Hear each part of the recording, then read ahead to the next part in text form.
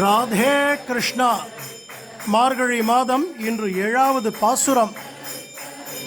காலையில் திருப்பெழுச்சியாகி நீராட்டம்னு சொல்லுவாள். பெருமாளுக்கு விசேஷ பால் திருமஞ்சனம் ஆயின்றிருக்கு. பெருமாளுக்கும் தாயாருக்கும் நமக்கு எத்தனையோ பிரார்த்தனைகள், எல்லா காரியங்களும் ஜெயமாக எல்லாம் வல்ல ரகுமாயி சமேத பாண்டுரங்க சுவாமி நமக்கு பரிபூர்ணமாக அனுகிரகிக்கட்டும். ராதே கிருஷ்ணா. ஜெய் குருஜி.